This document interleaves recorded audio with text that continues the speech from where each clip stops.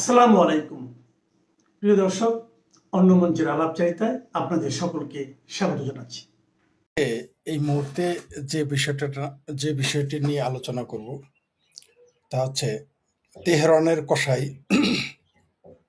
সর্বশেষ যে Khomeini, Ayatollah Khomeini সর্বশেষ, এদের তো আর নামে কোনো পরিচয় নেই, সর্বশেষ যে আসবে তার জায়গায় আয়াতুল্লাহ হবে। সেই তেহরানের কসাইয়ের জানাজাতে সবচেয়ে মজার বিষয়, সেই জানাজায় অংশ নিয়েছে বাংলাদেশ, পাকিস্তান, রাশিয়া, তুরস্ক। বাংলাদেশের জামাতিরাও কিন্তু গিয়েছে এই খোমেনির জানাজায় অংশ নিতে। বাংলাদেশের স্পিকার গিয়েছে, যিনি মনে প্রাণে, যারা গিয়েছে ইরানের এই খোমেনির জানাজায় অংশ নিতে, এই তেহরানের কসাইয়ের জানাজায় অংশ নিতে, এই তেহরানের আলট্রা ফ্যাসিস্ট কসাই খোমেনির জানাজায় অংশ নিতে, এরা কিন্তু প্রত্যেকেই বিশ্বাস করে যে শিয়ারা হচ্ছে কাফের, তারপরে সে জানাজায় গেছে। বড় ফাত্রামি ভণ্ডামিটা খেয়াল করেন।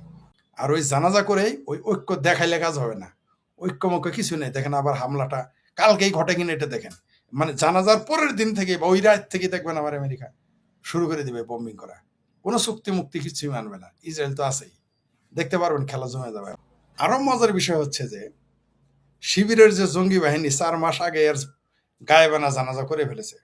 বাপদাদার নাম নাই, সানমন্ডলের বেওয়াই, অথবা যার গরু সে কয় পাঞ্জা পড়শিরা কয় বছরে বেনি, অথবা বেগানা কি শাদি মে আবদুল্লাহ দিওয়ানা। শিবিরেরা 4 মাস আগে ঢাকা শহরে এই খোমেনির জানাজা করে ফেলেছে, গায়েবানা, যে গায়েবানা জানাজা শিবিরেরা করে ফেলেছে। এই জুলাই জঙ্গি যেগুলো ছিল জানাজা করে ফেলেছে, ইরানে কিন্তু করেনি, তারা 4 মাস পর করতে যাচ্ছে।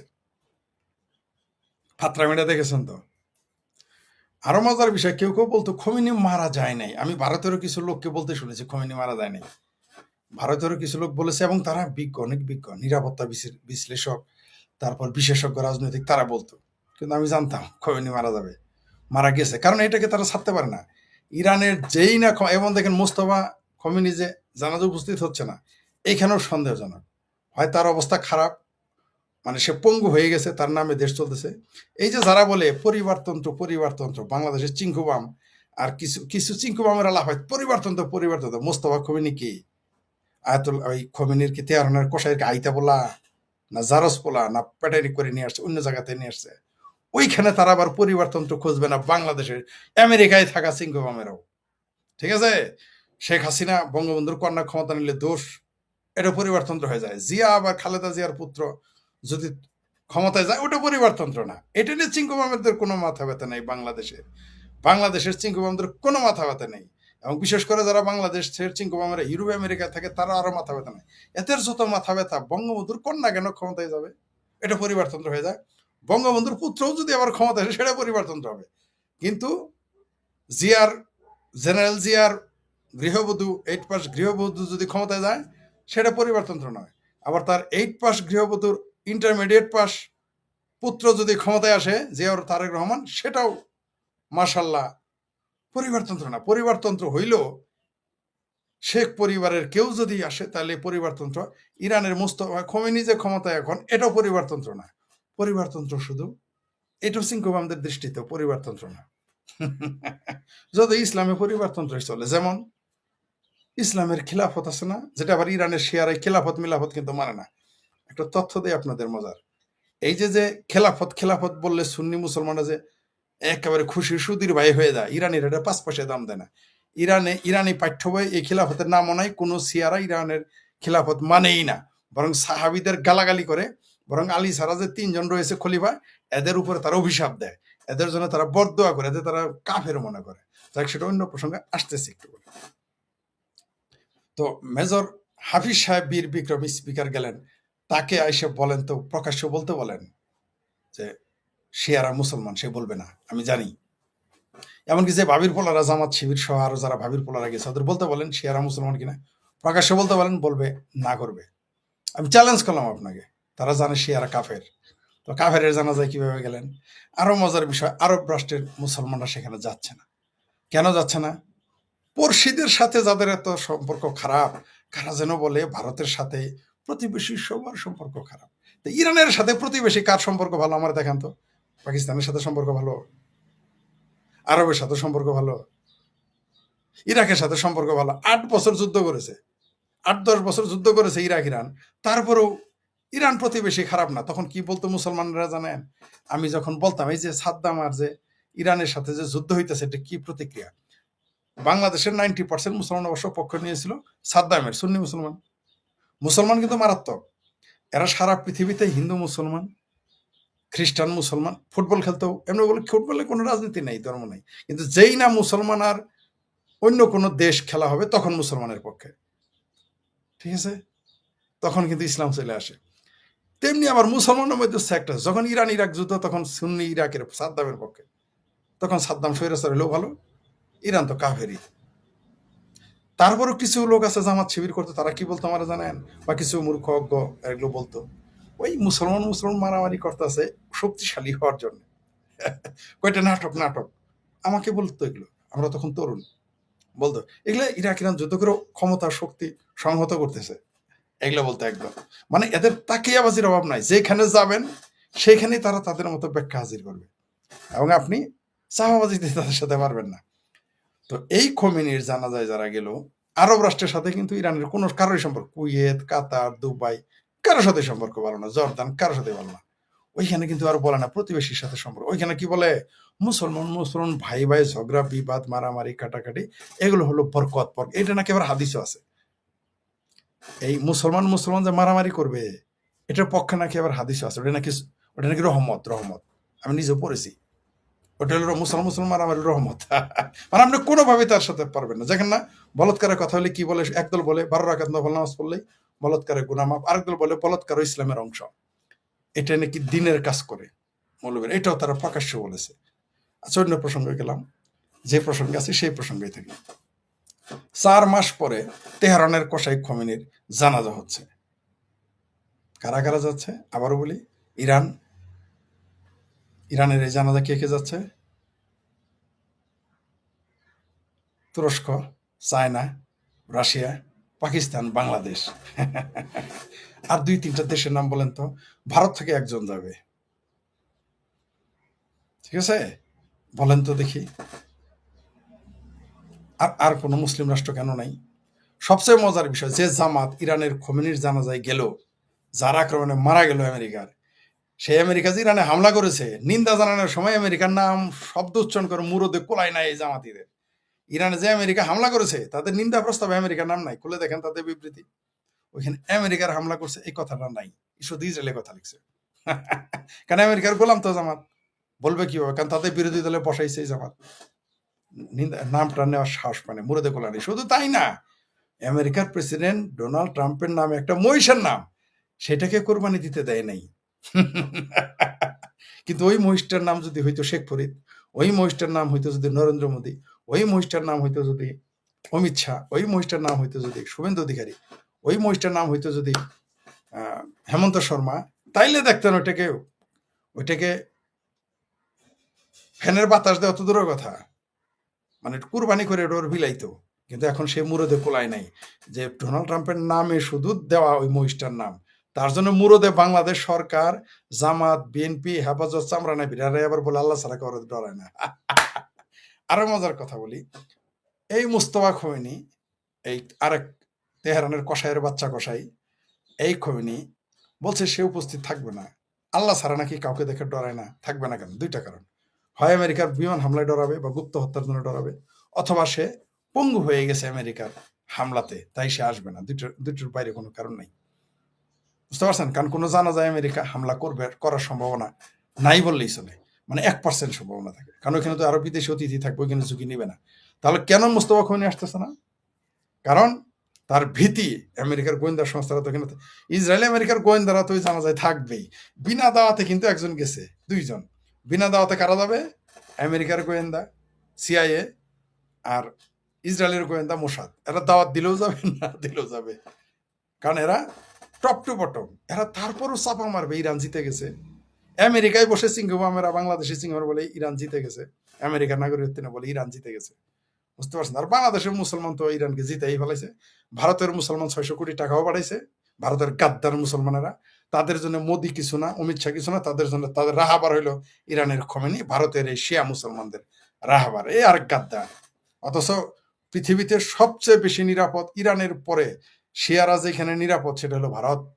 সারা পৃথিবীতে শিয়া মুসলমানরা নিরাপদ নয়, বাংলাদেশও নিরাপদ না, পাকিস্তানও নিরাপদ। 2 দিন পর পরই তো সুন্নিরা গিয়া সিয়ার মসজিদে বোমা মারে, সিয়ারাও আবার সুন্নি মসজিদে বোমা মারে। একমাত্র ভারতে নিরাপদ। তারপরেও এই ভারতের শিয়া বদমাইশেরা, শিয়া মুসলিম বদমাইশগুলো, এদের রাহাবার হলো ইরানের। তাদের সাথে আমার সাথে ভারতের কিছু না, ইরানের সাথে যায় আসে। কত বড় বাট পারে শিয়া মুসলমান ভারতের, চিন্তা করছেন? আচ্ছা, ওই প্রসঙ্গ থাকলো। বাংলাদেশে এরকম আছে, পেয়ারা পাকিস্তানি গাদ্দার আছে না, ওইরকম এরাও গাদ্দার। শিয়া মুসলমানরা 99%, 95% গাদ্দার, যারা ভারতকে দেশ মনে করে না। এমনি মুসলমানরা ভারতের দেশ মনে করে কিনা সন্দেহ আছে, যথেষ্ট সন্দেহ আছে। ইরানি শিয়ারা গজওয়াতুল হিন্দ বিশ্বাস করে না, কিন্তু তারা ভারতকেই মানে না। অথচ ভারতে এখানে মায়ের খেয়ে পালায় চলে আসছিল নিরাপত্তার জন্য ইরানি শিয়ারা, কিন্তু তারা এখনো ভারতকে তারা দেশ মনে করে না। যাই হোক, ওই প্রসঙ্গ আলাদা। এবার আসি মহসিন, আর কি মহসিন, মুজাফফর বিন মহসিন। মুজাফফর বিন মহসিন লামা জাহাবিদের হইল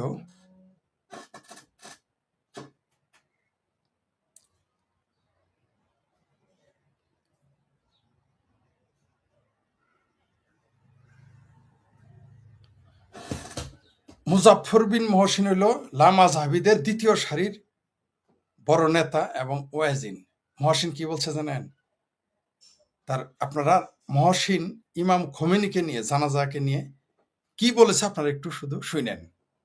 ওই যে কিছু ভাবির পোলা এখানে আমার গালি দিতেছে, কিছু মগা মৌদুদির উম্মত আছে পেয়ারা পাকিস্তানি, তারা এখানে আমার গালি দিতেছে খোমেনিকে নিয়ে সমালোচনা করার কারণে। কিন্তু এদের মুরদে কোলাবে না মুজাফফর বিন মহসিনের ফেসবুক, ইউটিউবে ওইখানে গিয়ে গালাগালি করতে।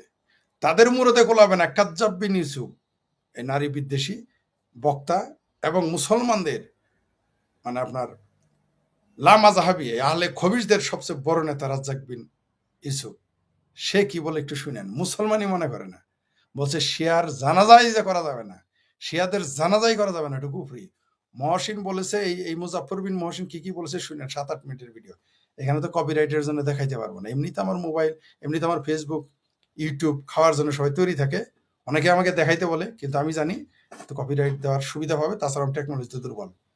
কারণ আমার ওইখানে আমি জানি আমার ফেসবুক এবং এখানে রিস্ক কমাই দিবে, আর তা না হয় আমার চ্যানেলে গায়েব করে দিবে, এই জন্য দেখাইতে পারি না। রাজ্জাক বিন মহসিন কি বলেছে শুনেন। বলেছে যে ওইখানে আবু বকর, ওসমান, উমরকে গালি দেয় যে আল্লাহ তাদের উপরে গজব নাজিল করুক। এরা মুসলমান না, এগুলো বলে। তারা বড় একটা দোয়া আছে, তারা দোয়া করে। প্রত্যেক শিয়া দোয়া করার সময় বলে যে আবু বকরের উপরে গজব নাজিল হোক, উমরের উপরে গজব নাজিল হোক। ওই যে বাংলাদেশে যারা বলতেছে না, যারা মনে করে যে উমরের পোলা, আবু বক্করের পোলা, তা উসমানের পোলা মনে করে নিজেদের বাঙ্গু কিছু আছে, বেজন্মা বাঙ্গু আছে কিছু, মূর্খ হোক, শিক্ষিত হোক, প্রফেসর হোক, মোল্লা হোক, মনে করে না। এই জন্য 4 ব্যাটালিয়ান খুলছে আবার সেই 3 সাহাবীর। কারণ আলীকে তো তারা সবকিছু মানে, ঠিক আছে, আলী আলাইহিস সালাম বলে, তারা আজানের মধ্যে আলীর নাম নেয়, ঠিক আছে, কালেমার মধ্যেও তারা আলীর নাম নেয়। তাছাড়া কালেমা তাদের হবে না, শিয়াদের কালেমা। তো আর যে 3 জন থাকলো, এই 3 জনকে শিয়ারা গালি দেয়, মসজিদের খুতবায় গালি দেয়, দোয়া করতে গালি দেয়, এরা সারা জীবন গালি দেয়, গালি দিতেই থাকবে এবং দিচ্ছে এবং দিবেও। তারা 1400 বছর যাবতীয় শিয়ারা গালি দিতেছে। তাদের নামে আবার ব্যাটালিয়ান খুলছে বাংলাদেশে। ওদের আবার কেউ তখন বলে না যে কি গোস্তাখে রাসূল। এই জন্যেই পাকিস্তানে 12 লক্ষ মানুষ মিছিল করছে শিয়ারা কাফের, শিয়ারা কাফের। বাংলাদেশেও মুসলমান অনেকেই মনে করে শিয়ারা কাফের, তাই কাফের জানাজায় গেছে। মুসলমানদের ফাত্রামি দেখেছেন? আচ্ছা, আরেকটা জিনিস বলি, ইমাম খোমেনির এখন এত বড় ডাউস মার্কা ছবি রাখছে জানাজার ওই পর্দার উপরে, ওই লাশের উপরে। এখন সমস্যা নাই, 4 মাস প্রক্রিয়াজাতকরণ করে রেখে কোনোদিন আছে জানাজা করার নিয়ম আছে, ইসলাম এটা পারমিট করে, সেটা তারা করেছে। কি নিরাপত্তার অভাবে, আল্লাহ ছাড়া নাকি কারোর দ্বারা ছাড়া ডরায় না মুসলমান, তাও আবার শিয়া মুসলমান, পাক্কা মুসলমান। তো হঠাৎ করে আবার জানাজা করতে তো ভয় কিসের? কারণ জানা যায় যে জানাজা করলেই সাইজ হয়ে যেত সব। আল্লাহ ছাড়া কাউরে ডরে না, কিন্তু 4 মাস পরে জানাজা করতে হয়। এত বড় ক্ষমতা, এত বড় বিজ্ঞ, পৃথিবীতে আমেরিকা যে সকল রাষ্ট্রকে ধরেছে, চায়না রাশিয়া রক্ষা করতে পারে নাই। একমাত্র ভারত ছাড়া কেউ রক্ষা পায় নাই। তো কোন ভারত? 47-এর পরের ভারত। ওই ভারতটা ভাগ করেছে এই আমেরিকা, ব্রিটেনই ভাগ করে। 47-এর যে ভাগ দেখেন, ওটাও ওইখানেও প্রধান উদ্যোক্তা এবং মদত ছিল আমেরিকা এবং ব্রিটেনের। ভাগ হয়েছে। ভারত যাকে ধরে, আমেরিকা যাকে ধরে, তার পক্ষে কেউ থাকে না, ঠেকাইতে পারে না, ইরানকেও পারবে না। চাপা যতই মারেন, ইরানের অবস্থা কাহিল। ওই দেশের মানুষ চিন্তা করতেছে 7 দিন যে জানাজার আয়োজনে শোক সভা করবে, দেশের অর্থনীতি তো ভালো না বলছে ওই দেশের মানুষ। আর ওই জানাজা করেই ওই ঐক্য দেখাইলে কাজ হবে না। ঐক্যমক্য কিছু নেই। দেখেন আবার হামলাটা কালকেই ঘটে কিনা এটা দেখেন। মানে জানাজার পরের দিন থেকে বা ওই রাত থেকে দেখবেন আবার আমেরিকা শুরু করে দিবে বম্বিং করা। কোনো চুক্তি মুক্তি কিছুই মানবে না। ইসরায়েল তো আছেই, দেখতে পারবেন খেলা জমে যাবে আবার। এদের একটু মানে টপ টু বটম মেরে ফেলতেছে মন চাইলেই। ইসরায়েল একবার মারে, আমেরিকা একবার মারে। তারপর বাঙ্গ মুসলমান করে জিতে গেছে, ইরান জিতে গেছে, আমেরিকা শেষ। সিঙ্কুবামদের কাছে তো আমেরিকা শেষ। আবার আমেরিকাতেই বাস করে সেই সিঙ্কুবামেরা, তারাও বলে আমেরিকা শেষ। জীবনে কিন্তু ইরানে যাবে না। যাই হোক, সেটা অন্য বিষয়।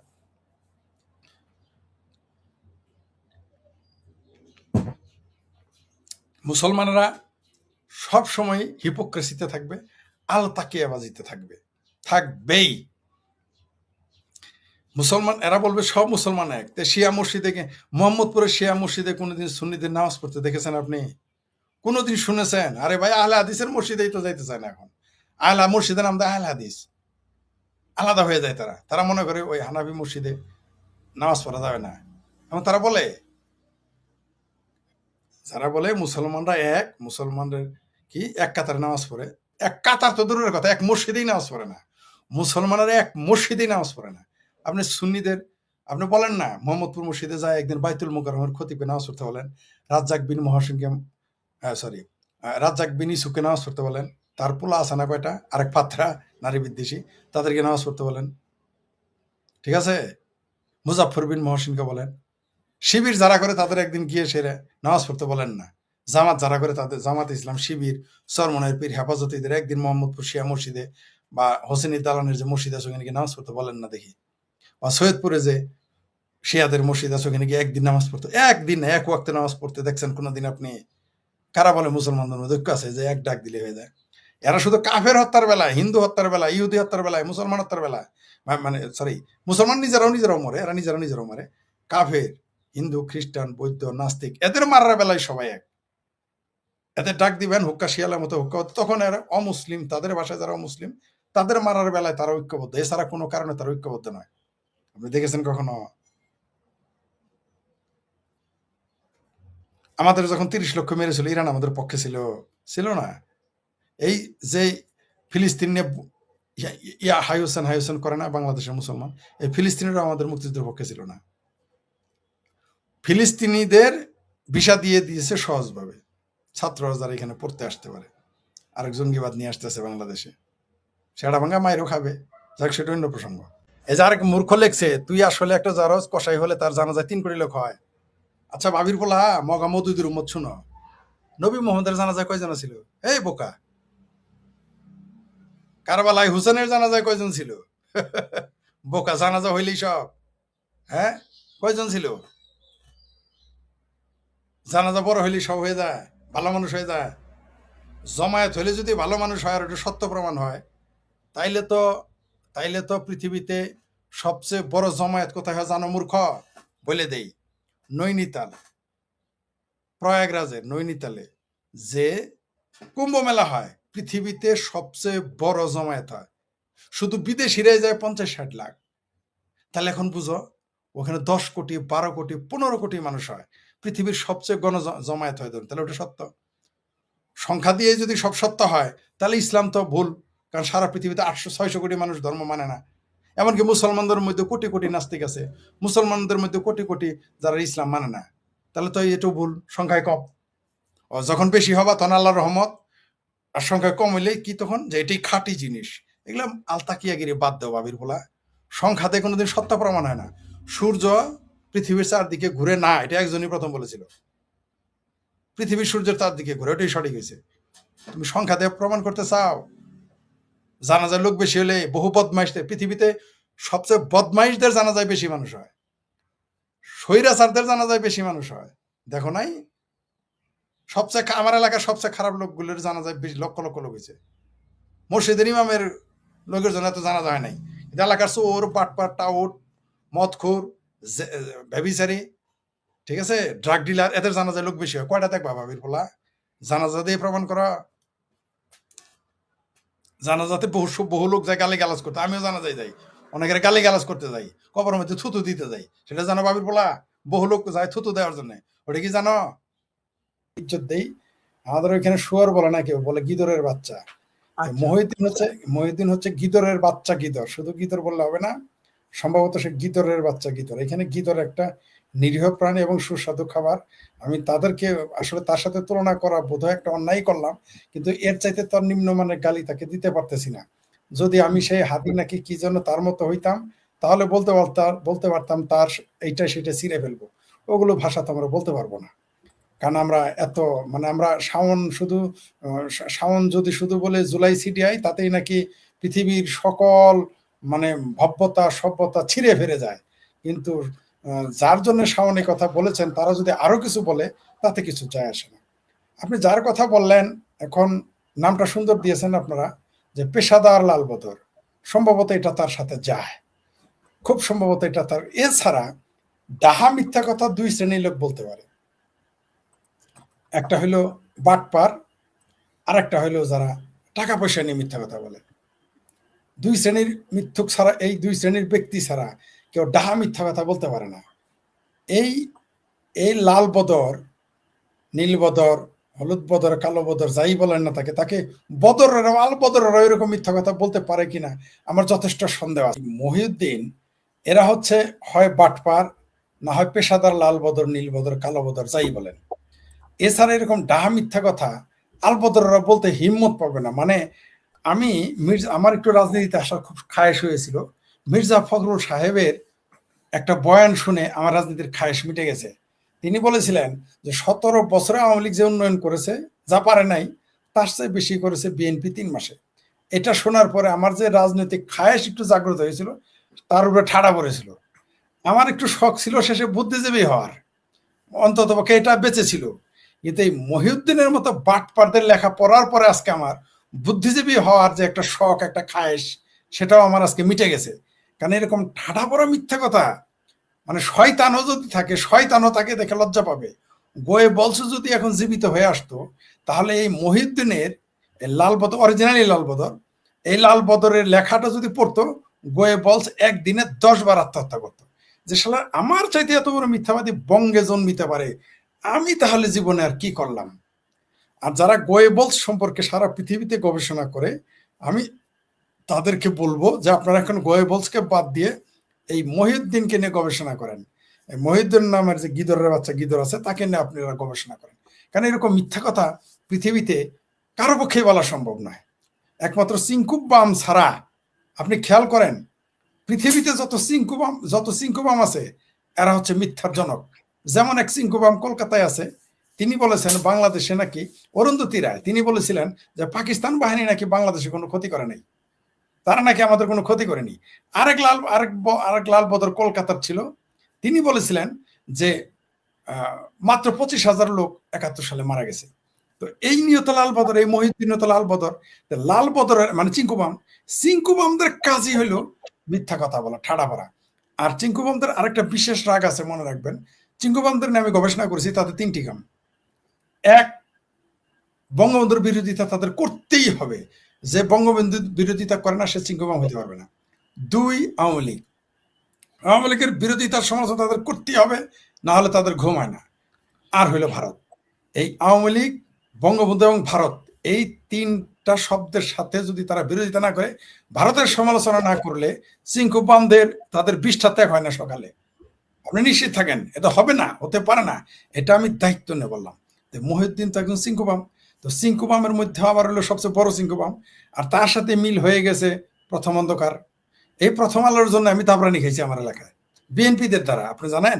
প্রথম আলোর পক্ষ নেওয়ার জন্য আজ আমার দুর্ভাগ্য হচ্ছে, খারাপ লাগতেছে যে প্রথম আলোর জন্য আমি মার খেতে গেছিলাম। এর জন্য আমি তর্ক করেছি, পক্ষ বিপক্ষ নিয়ে তর্ক করেছি। এই প্রথম আলো এরা হচ্ছে যে আওয়ামী লীগের, এখন দেখা গেল যে পত্রিকাগুলো, যে কোনো পত্রিকার সম্পাদক আপনি খেয়াল করবেন যারা ভেতর, আর চিঙ্কুবাম তো, সেও তো চিঙ্কুবাম, সে হলো অরিজিনাল চিঙ্কুবাম। তিনি একতা থেকে একেবারে চলে গেছেন প্রথম আলোতে, উনি তারও বড় চিঙ্কুবাম। তো বড় চিঙ্কুবাম পেয়েছে ছোট চিঙ্কুবাম এই মহিউদ্দিনকে। তো মহিউদ্দিনকে দিয়ে তিনি, কারণ এই কথাটা যদি জামাতিরা বলতো, এই কথাটা যদি হেফাজতিরা বলতো, এই কথা যদি শিবির বলতো, এই কথা যদি খোদ বিএনপি বলতো, এই কথা যদি চামড়া নাই পীর চামড়া আলা পীর চামড়া সারা পীর বলতো, মানুষ এটা হাসাহাসি করতো, ইগনোর করতো। কিন্তু এই মহিউদ্দিন এটা এই জন্য বলে গেল যাতে এটা সব সময় মানুষ বলে, এবং এটাকে তাকে দিয়ে বলানো হয়েছে। পেয়ারা পাকিস্তানিরা, জামাতিরা, প্রথম আলোরা মিলে ঝিলে, মানে দাড়ি ছাড়া বদর, টুপি ছাড়া বদর আল বদর রাজাকার, আর টুপি আলা বদর আল বদর রাজাকার, এরা সবাই মিলকে জুলকে এই দাড়ি ছাড়া বদরকে দিয়ে এটা বলিয়েছে। যেমন আরেক বড় বদর, বদরুদ্দিন উমর, তিনি বলে গেছেন না যে মুক্তিযুদ্ধের 90% ইতিহাস মিথ্যা। কেন বলেছেন? কারণ তাদের যত রাগ আওয়ামী লীগের উপরে, এদের যত রাগ মুক্তিযুদ্ধের উপরে, এদের যত রাগ, ক্ষোভ, বেদনা, কষ্ট, সব কিছু হচ্ছে শোক, দুঃখ, সব হচ্ছে ভারতকে ঘিরে। এদের এই বেদনা থাকবে, তাই ওনাকে দিয়ে এই লাল বদর মহিউদ্দিন, অরিজিনাল লাল বদর মহিউদ্দিনকে দিয়ে, সরি উনি মহিউদ্দিন খান না, মহিউদ্দিনকে দিয়ে এই কথাটা তিনি বলিয়েছেন, এবং তারা বলিয়েছে যাতে এটা সবসময় মার্কেটে থাকে। এটা আমরা জানি, এই বদামি তাদের বুঝি। এরকম গিদর সবসময়ই ছিল, এরকম গিদর এখনো আছে, এরকম গিদর ভবিষ্যতেও থাকবে। তবে এই মহিউদ্দিনের মতো গিদরেরা, লাল বদরেরা যতই ঘুত করুক, এগুলোতে কাজ হবে না। বাংলাদেশের মানুষ যারা মুক্তিযুদ্ধের পক্ষে, তারা তাদের চিনে ফেলেছে যে বদর, রাজাকার, আল শামস, আল বদর, এরা শুধু দাড়ি টুপি আলাই থাকে না, 2-4টা দাড়ি টুপি সারা ক্লিন শেভ আলাও ছিল। এরা শুধু মূর্খ লোকেরাই ছিল না, মোল্লাদের মতো 2-4জন উচ্চ শিক্ষিত লোকও থাকবে, 2-4জন গ্রন্থ প্রণেতাও থাকবে, এরা এটা থাকবেই। এই জন্যই তারা জাসদ হয়েছিল। যদিও জাসদের কিছু কিছু মানুষ অবশ্যই মুক্তিযুদ্ধের পক্ষে, কোনো সন্দেহ নাই, কিন্তু কিছু কিছু জাসদ, বেশিরভাগ জাসদ হয়েছিল। বেশিরভাগ মানুষই মুক্তিযুদ্ধের পক্ষে, কিছু মানুষ জি। হয়তো না না বিপক্ষে না না, ছিল। শোনেন, পক্ষে, কিন্তু মুক্তিযুদ্ধের পক্ষে একটা মানুষ বঙ্গবন্ধুর সমালোচনা কিভাবে করে আমাকে এটা বোঝায় বলেন। মুক্তিযোদ্ধা তো মেজর আখতারুজ্জামানও, মুক্তিযোদ্ধা তো কর্নেল অলিও, মুক্তিযোদ্ধা তো মুস্তাকও, মুক্তিযোদ্ধা তো ফারুকও ছিল। এখন যদি ওইটা ছিল রাজনৈতিক বিরোধিতা, এটা ইয়ে না। আমার কাছে এটা মনে হচ্ছে রাজনৈতিক বিরোধিতা। শুধু আমরা এই বিতর্কে আপাতত যাই না, আপাতত আমরা এই ইয়েতে থাকি। শোনেন, বিতর্কটা এই জন্য আসে, যে ব্যক্তিটাই কথা বলে, যারা 71-এর পাকিস্তান আমলে বাংলাদেশের মধু, মানে বেহেস্তের সেই যে শুনেছি না, যে নহর বয়ে গেছিল, ইন্না তাইনা কাল কাউসার, যে 71-এ যে পাকিস্তানের নহর, দুধের নহর বাংলাদেশে বইতো, তার কাছে কেবল জানলাম। 71-এ যে মধুর নহর বইতো, মদের নহর বইতো, শুধু এখন বলা বাদ দিছে যে 71 সালে বাংলাদেশে হুরিও আছিল, পাকিস্তানি হুরি, এটাই শুধু বলা বাদ রাখছে। যে এই দেশে হুরি গেলমান দিয়ে ভরপুর, গেলমান তো আছে মাদ্রাসায়, যাই গোটা আলাদা কথা, যে আসমান থেকে হুরিও রাখছিল পাকিস্তান। এই কথাটা কবে বলবে, এই অপেক্ষায় থাকলাম, দেখি আর পরে তিনি আর কত দূর যেতে পারেন। তবে এগুলো বলতে দেন, কারণ বান যখন আসে, বান বুঝেন তো, মানে বন্যা, বানের নতুন পানিতে কিন্তু খলসা মাছ, তিতপুটি, দাড়িকিনা, চেলা, ঢেলা, এরা কিন্তু বেশিও যায়, এরা বুঝাবেই, কারণ নতুন বানের পানি দেখলে এরা ফালাফালি করে। তো মহিউদ্দিনেরা ওই কাজটা করতেছে। তারা ভাবতেছে, আরে বাপরে বাবা, আমরা তো কলম চালাইতে জানি, তাই যাহা ইচ্ছা তাহাই লিখবো, তাহা কোরআনের বাণী। এটা যদি তারা মনে করে, তাহলে বেদ বাক্যের বাণী, তাহলে ভুল হবে। বাংলাদেশের জনগণ ওইরকম মহিউদ্দিনকে, ওইরকম বহু মহিউদ্দিন আসছে, বহু মহিউদ্দিন চলে গেছে এবং চলে যাবে। মুক্তিযুদ্ধের ইতিহাস থাকবে, বঙ্গবন্ধু থাকবে, বাংলাদেশ থাকবে। তারা যতই পাকিস্তানের পক্ষে গোলামি করুক, অথচ পাকিস্তানের বইয়ে সাহাবনামাতে লেখা আছে, সাহাবনামা, বইয়ের নাম সাহাবনামা। পাকিস্তানের প্রখ্যাত লেখক এবং তিনি ছিলেন, কি বলে, আমলা ছিলেন, তিনি লিখেছেন, তার বইয়ের নাম সাহাবনামা। সেখানে তিনি লিখেছেন যে বাংলাদেশে পাটশান, পাটশান মানে পাট, পাটশানকে লুট করে পাকিস্তানের শহর তৈরি হয়েছে। পাকিস্তান এই পাটশান লুট করে পাকিস্তানের রাস্তাঘাট হয়েছে। আর মহিউদ্দিন বলতেছে, সেই প্রভুদের গোলামের ইবনে গোলাম মহিউদ্দিন বলতেছে, পাকিস্তান আমলে বাংলাদেশে নাকি দুধের নহর বইতো, মদের নহর বইতো, মধুর নহর বইতো, গেলমানের নহর বইতো, বেহেস্তের হুরিরাও এখানে মান্না সালোয়া ছিল। এটাই এখন বলা বাদ রাখছে। তো এটা বলে ভালো করেছে। আসলে 2024-এর 5 আগস্ট যদি না আসতো, লোপা আপনাকে বলি, আপনিও গণজাগরণ মঞ্চ ছিলেন, জানেন, গণজাগরণ মঞ্চের ভিতরেও যে এরকম কিছু বদমাইশ ছিল, সে চেহারাগুলো প্রকাশ হতো না। আগে আমি মনে করতাম 2024-এর 5 সাল এটা আমাদের জন্য অভিশাপ, কিন্তু এখন দেখি না, এটা সাপে বর হয়ে গেছে। আশীর্বাদ বলতে পারি না, এটা সাপে বর হয়ে গেছে। এই সমস্ত বদর, লাল বদর, নীল বদর, হলুদ বদর, সবুজ বদর, কালা বদর, ধলা বদর সব আমরা চিনতে পারতেছি।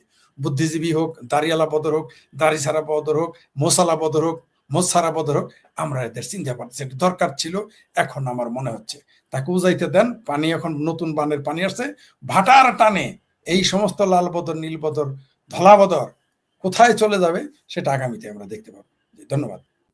এই যে লোকটা মহিউদ্দিন আহমেদ, মহিউদ্দিন আমি মনে করি এখন আসলে সময় এসছে কে কোন কথাটা বলতে পারবে আর কার কোন কথাটা আমরা শুনবো, কনফিডেন্সে নিব। এর কারণ হচ্ছে যে একটা কথা বলে ছেড়ে দেওয়া মার্কেটে, সেটা নিয়ে বিতর্ক করা, আলোচনা করা, তর্ক করা, এই লোকটাকে, যে লোকটা আমাদের ইতিহাস নিয়ে কথা বলছে, যে লোকটা আমাদের একদম প্রমাণিত সত্য, সেগুলো মীমাংসিত সত্য, এবং এত মানুষের আত্মত্যাগের বিনিময়ে অর্জিত এই স্বাধীনতা, সেই স্বাধীন রাষ্ট্রে বসে কথা বলেছে। এবং এই লোকটা সময় সময় তার গিরগিটির মতো তার রং বদলেছে। এই লোকের কথাটা আসলে কতটা বাংলাদেশের মানুষের বা তরুণ সমাজের বিভ্রান্ত করা উচিত, আমাদেরকে ভালো করে বুঝতে হবে। এই মানুষগুলোর টার্গেট কিন্তু ইয়াং জেনারেশন। তারা ভুল তথ্য, ভুল বাণী, ভুল রেটরিক তারা তৈরি করছে। এই যে ভদ্রলোক মহিউদ্দিন আহমেদ, এই ভদ্রলোককে কিন্তু আমি খুব চিনি। এই ধরনের লোকগুলোর সাথে আমি চিনি, মানে আমি একদম চিনি আর কি, এটা বলতে চাইছি। ভদ্রলোক বলতে কি মুখোশধারী ভদ্রলোক কিনা? এই মুখোশধারী ভদ্রলোক, মানে আমি এত বছর পরে মনে হয়েছে আমি আসলে আমি কেন চিনি বললাম, চেনাই যে চেনা না। মুখোশের আড়ালে মুখোশ, মুখোশের আড়ালে মুখোশ, একটা মুখোশ খোলে আরেকটা মুখোশ পরে, আবার আরেকটা মুখোশ খোলে। আনমাস্কিংটা কখন হচ্ছে? এই 5ই জুলাইয়ের সমস্ত খারাপের মধ্যে একটা ভালো বিষয় হচ্ছে, প্রত্যেকটা বিষয় যে উনি বললেন না যে গণজাগরণ মঞ্চে যে ছিল, আমি জুলাই আন্দোলনে, আমি গণজাগরণ মঞ্চ যখন হচ্ছিল শাহবাগ, সবাই শাহবাগ আন্দোলনের বলে তারা বলে নেতা, তারা বলে সবাই শাহবাগ আন্দোলন করে। এখন যেমন সবাই জুলাই যোদ্ধা, মাঝখানে হয়েছিল একটা ট্রেন্ডের মতো হয়েছিল। এই আমি চলে আসি এই ভদ্রলোক ছাত্র ইউনিয়ন করা, যেটা উনি বললেন ফরিদ ভাই, ছাত্র ইউনিয়ন করা, তারপরে ছাত্র ইউনিয়ন পর থেকে সে এক সময় 70-71-এর দিকে উনি 70 সনে উনি ছাত্র ইউনিয়ন থেকে বোধহয় বের হয়ে গেলেন। বলা হয় যে তাকে আসলে সে মুক্তিযুদ্ধ করছে। তার আগে 1970 সনে উনি ছাত্রলীগে যোগ দিলেন, তৎকালীন ছাত্রলীগ, মানে তখন তো আর ছাত্রলীগ অবিভক্ত ছাত্রলীগ, এটা 70-এর ছাত্রলীগ, সেখানে উনি নাকি ওইখানে যোগ দিয়েছেন, কথিত আছে এরকম, আমি শুনেছি। সত্য মিথ্যা, কারণ এরা তো সারাক্ষণ মিথ্যা কথা বলে না। ওনার আজকে আপনাকে একটু ধরিয়ে দিই, আজকে ওনার লেখা পড়ে মনে হয়েছে একমাত্র বাংলাদেশে একজনই মুক্তিযোদ্ধা ছিল, শোনেন আর কোনো মুক্তিযোদ্ধা নাই, সবাই কলকাতা থেকে 16 তারিখ আইসা মুক্তিযুদ্ধ হয়ে গেছে। উনি একমাত্র মুক্তিযোদ্ধা যে একাই যুদ্ধ কইরা শেখ বঙ্গবন্ধু, জিয়াউর রহমান বা কর্নেল তাহের, কিংবা এই যে আরো যারা জেট ফোর্স কমান্ডার্স, আমাদের যারা, আমি সব বাদ, উনি একাই যোদ্ধা। হ্যাঁ বলেন, একাই যোদ্ধা।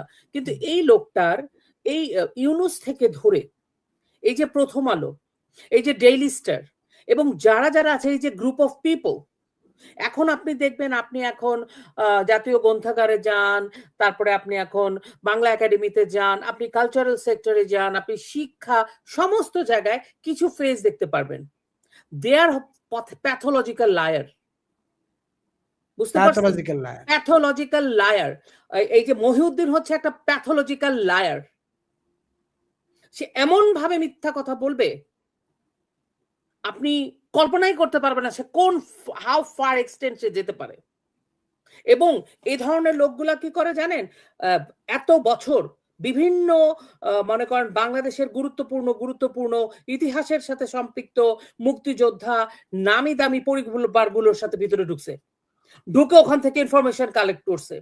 মনে করেন চুপ করে একটা দাওয়াতের মধ্যে গিয়ে চুপ করে বসে থাকছে গিরগিটির মতো, ওখান থেকে ইনফরমেশন কালেক্ট করছে, পিক এন্ড চুজ করছে। This Mohiuddin Ahmed is like that. না হলে তার কোনো চরিত্রের কোনো ঠিক আছে? উনি প্রথমে ছাত্র ইউনিয়ন করতো, তারপরে 70-এর দিকে উনি ছাত্রলীগ নাকি করছে, আমি শুনি নাই, আমি জানি না, দ্যার ইজ নো প্রুফ। আমি আগেই বলে নিছি এরা প্যাথোলজিক্যাল লায়ার।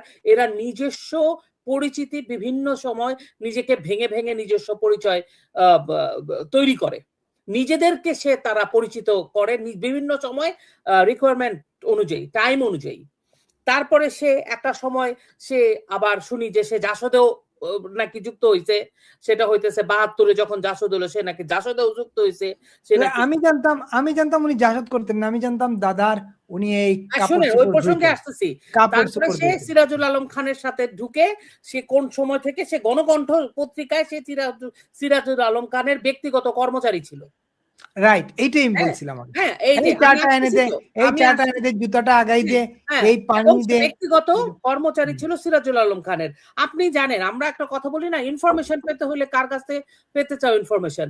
বাড়ির কাজের লোক এবং ড্রাইভারের কাছ থেকে চাও সবচেয়ে বেশি ইনফরমেশন যারা, যে গাড়িটা চালায়, কারণ গাড়িতে বসে মালিক অনেক কথা বলে, সেখান থেকে আমি তথ্য নিব, তথ্য বেচবো। Maybe I am sounding very rude, but that is true.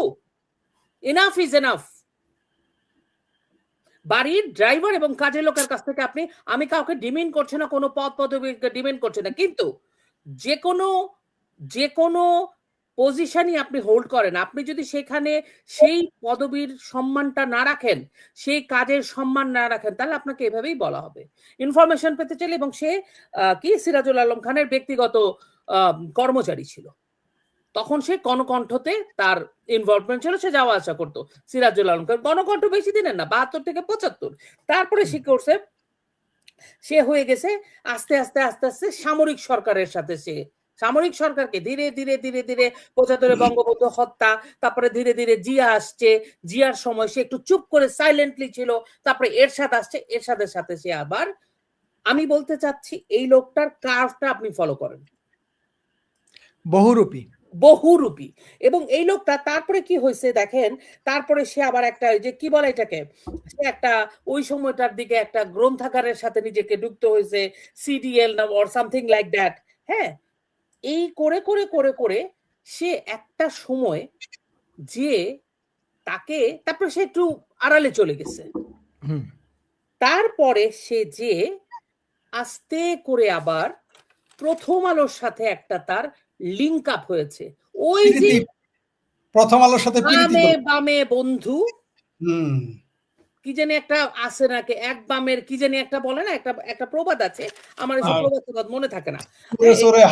এক চোরে হাঙ্গা করছিল, আরেক চোরের শালি, সব চোর একসাথে হয়েছে, আমাকে দেখা যায়। হ্যাঁ, হচ্ছে যে আমি এই কথাটা এই জন্য বললাম, আপনি দেখেন মুক্তিযুদ্ধের সময় যে আমরা যারা চিঙ্কুবাম বলি, চৈনিক পন্থী বলি, হোয়াট এভার যেটাই বলি, তারা তো মুক্তিযুদ্ধের পক্ষে ছিল না, চীন আমাদের পক্ষে ছিল না, আজও নেই। এবং সেখান থেকে যে বদরুদ্দিন উমর মরে গেছে, কিন্তু সে মৃত্যুর আগ পর্যন্ত, সে মৃত্যুর আগেও সে মুক্তিযুদ্ধকে প্রদর্শিত করে গেছে। এই জন্য বললাম এই লোকের কথা, কারণ এই লোকের কথা বললে আমি এবার এই লোকের কিছু মানে সে যে লিখছে, সে এত কনভিনিয়েন্টলি সে এই তার আর্টিকেলটা লিখছে, একটা অদ্ভুত ব্যাপার। তার আর্টিকেলটায় সে বলতে চাইছে যে মুক্তিযুদ্ধের সময়, সে বলতেছে মুক্তিযোদ্ধা কোথায়, এটা জুলাই হত্যাকাণ্ড না, কি আপনি বললেন এটা, আমাকে একটু আবার বলতে পারবেন? এটা আমি একটু খুলে পড়ে শোনাইতাম আমার বন্ধুদের। আমি পরে বলবো না, আপনি পরে বললে হবে না, আমার একটু এটা লাগবে। আপনাকে লিংক দিব, লিংক আছে আমার কাছে, দাঁড়ান। আমি আপনাদেরকে বলতে চাইছি যে এই লোকটা, যে তার যে লেখাটা, যে সে কি পরিমাণ চালাকির সাথে এই লেখাটা লিখছে, ফিরে দেখা ইতিহাসের দীর্ঘতম জুলাই। এখানে সে এক জায়গায় প্রথমে সে শুরু করেছে, আবার এসেছে আশার আকাশ ছুঁয়ে রবীন্দ্রনাথ, মানে সে রবীন্দ্রনাথ বা মানে একটা কবিতা দিয়ে শুরু করেছে, যেই মানুষটিকে জুলাইয়ের টার্গেট করার মতো, টার্গেট করার যে ব্যক্তিগুলা, যাদেরকে টার্গেট করা হয়েছে, বঙ্গবন্ধু, রবীন্দ্রনাথ ঠাকুর, কারণ রবীন্দ্রনাথ ভারতের লোক, তাকে দিয়ে সে শুরু করেছে। তার কেমোফ্লেশটা দেখেন, সে মানুষকে কিভাবে বিভ্রান্ত করে। তার সুশীলতার আড়ালে এদের যে চেহারা, এদের যে নোংরা পরিচয়, সেটা দেখেন। এবং থ্যাংক গড কিছুদিন আগে মতিউর রহমান তো নিজেই স্বীকার করেছেন, সে জুলাইয়ে প্রভাবিত করেছে যেন শেখ হাসিনার পতন হয়। এটা মতিউর রহমান নিজের মুখে বলেছেন। এটা আপনারা যদি চান ডয়েচে ভেলের সাথে, আপনাদের কাছে আপনারা বন্ধুরা এটা দেখতে পাবেন। সে কি লিখেছে দেখেন, এখানে একটা জায়গায় সে লিখেছে মুক্তিযুদ্ধ নিয়ে, সে লিখেছে ষড়যন্ত্র তত্ত্ব অনেক পুরনো, যারা হেরে যায় তারা এটি আঁকড়ে নিজেদের ন্যায্যতা দিতে চায়, যারা নিজেদের কর্মকাণ্ডকে বলে পরিকল্পনার, ভিন্ন মতের লোকদের কর্মকাণ্ড বলে ষড়যন্ত্র। দুটি একই জিনিস, কখনো কখনো একটা হেরে যায় অন্যটির কাছে। এইটা বলতে গিয়ে পুরো লেখাটা যদি কেউ আপনারা পড়েন তাহলে আপনারা দেখতে পাবেন এই লোক ঠিক এই যে হাদি, এই যে এনসিপির কিছু ছেলে পেলে, এই যে যারা আছে,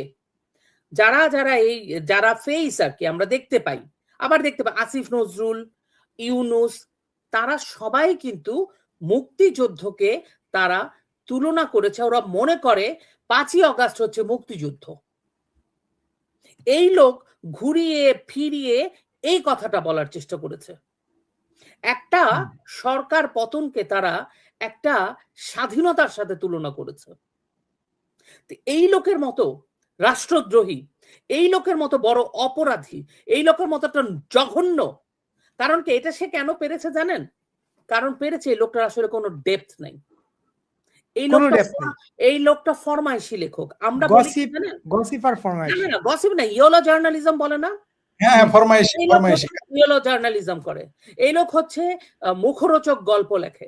কেন জানেন? আমরা সবসময় বলি যে সুনীল গঙ্গোপাধ্যায় হওয়াকে এত সহজ, লেখাটা তার সহজাত ছিল, ফরমাইশি লেখা লিখতো না। অমুক বললো যে ফরমাইশি যদি লেখা লেখে, আনন্দবাজারে একটা পত্রিকার লেখা লিখতে হবে, হুমায়ুন আহমেদ একটা লেখা লিখলেও সে যখন নাকি ইতিহাস নিয়ে লিখতো তখন কিন্তু সে চটুল গল্প লিখতে পারে।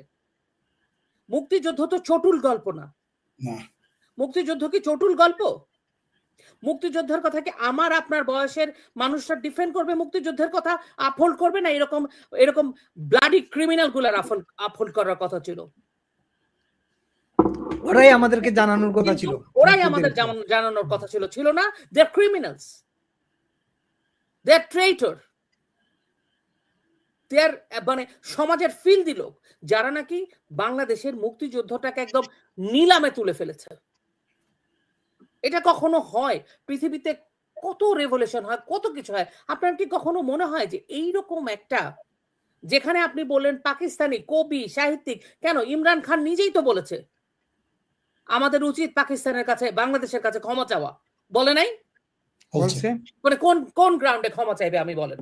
যদি পাকিস্তানের এই ভুল নাই করে, এই যুদ্ধ নাই করে, আমাদের 30 লাখ শহীদ, 30 লাখকে হত্যা নাই করে, 5 লক্ষ নারী সম্ভ্রমহানি নাই করে, তাহলে কোন গ্রাউন্ডে মাফ চাইবে? কোন গ্রাউন্ডে ওখানকার কবিরা আমাদের জন্য কবিতা লিখবে? আমি সব দেশ বাদ দিলাম, ভারতের কথা তো আমি তুলবই না। কোন গ্রাউন্ডে জর্জ হ্যারিসন আমাদের জন্য গান গায়? আমাকে বলেন।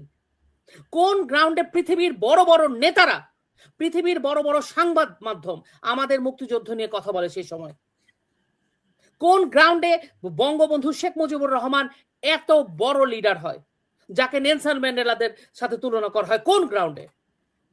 তার অ্যাচিভমেন্ট কি বঙ্গবন্ধুর? সে চাইছে এখানে বঙ্গবন্ধুকে জিরো বানাতে, চেষ্টা করেছে বাংলাদেশকে জিরো বানাতে। এই রকম কালপ্রিট, এরকম আমি একটা লিস্ট বানাচ্ছি। They are culprit, they are traitor, and then they are manipulating people's mind. এবং সবচাইতে দুর্ভাগ্যজনক আমার কাছে বিগত আওয়ামী লীগ সরকারের উপরে সবচেয়ে ফ্রাস্ট্রেশন আমি যেটাতে হই, একটা কোনো মানে মৌলিক বিষয়গুলো নিয়ে কাজ করার জন্য একটা কোনো থিঙ্ক ট্যাঙ্ক, একটা কোনো ফোরাম, কোনো কিছু তারা তৈরি করে নাই। They have wasted money for just I don't know why, I don't know how. আমার তো মনে আছে কিভাবে তাদের মানে অমুক কনসার্ট তমুক কনসার্ট, কোনো বস্তুগত কোনো কাজ হয়নি। অথচ দেখেন এরকম প্রথম আলোর মতো এরকম সুই হয়ে ঢুকে ফাল হয়ে বের হয়ে এখন ইতিহাস বিকৃতি করতেছে। আমরা যে কাউন্টার দিব, আমি আপনি চিল্লাইতেছি,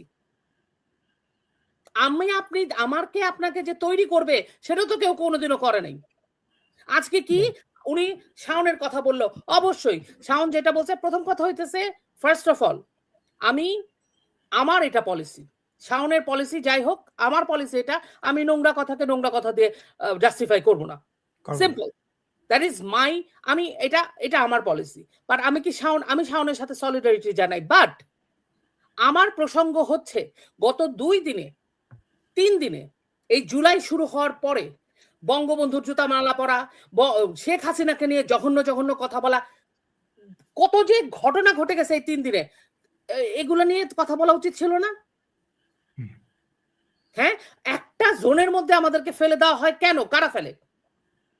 কেন আমরা সবকিছু নিয়ে কথা বলি না? হ্যাঁ, আমরা এমন একটা সাবজেক্ট আনা হয় সঙ্গে সঙ্গে আসলটাই ঢাকা পড়ে যায়, সরে যায়। আমি Shaila Ahmed লোপার, it's immaterial thing. এইখানে দেখেন এই ফাঁক দিয়ে, এই যে দেখেন আপনি আর্মিতে একটা ঘটনা ঘটে গেল, এই লোকের একটা পাবলিকেশন বেরিয়ে গেল, there are lots of things happening under the table. সবাই কাজ করছে না তা না, প্রচুর মানুষ কাজ করছে, এরকম প্রচুর ইউটিউবার আছে যারা খুব বস্তুনিষ্ঠ কাজ করছে। আমি একজন আছে ইউটিউবার মহিলা আমার মতো, সে নাকি কাজ করে, কি যে সুন্দর সে একটা তথ্য দিছে, 2000 লোক মাত্র দেখছে। ওয়াই 2000 লোক পড়বে কেন? ওখানে তো ভীষণ ইনফরমেশন আছে, আওয়ামী লীগের সবার উচিত যে ওখানে পড়া। আমি আজকে এটা পড়ে I am literally frustrated, I am literally মানে sad, I am literally sad. আপনি এখানে প্রতিটা লাইন, আমার তো এখন সময় নেই, আমি এটা নিয়ে একটা মনোলগই করব, প্রত্যেকটা লাইন আপনি এই যে এটাকে কি বলবো, গাড়ি আসতেছে, এই ট্রেটরটাকে, কর্মচারী হওয়া খারাপ না, কিন্তু মীর জাফরও সিরাজউদ্দৌলাকে কিন্তু ঘাটা মারছিল। সিরাজুল আলম খানকে নিয়ে অনেক কথাবার্তা বলে, সিরাজুল আলম খানের সাথে এই ধরনের লোকরা থাকলে, এই ধরনের লোকরা বাই প্রোডাক্ট, এগুলা আপনি তো এই বাই প্রোডাক্টদেরকে অস্বীকার করতে পারবেন না।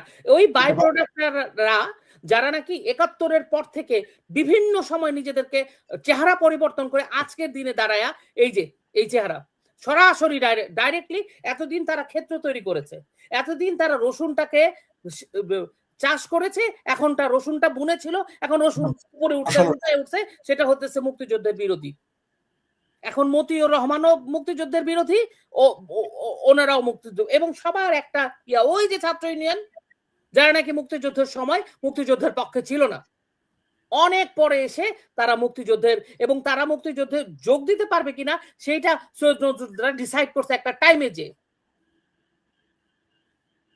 সেই লোকগুলারই বাই প্রোডাক্ট এই যে এইগুলা।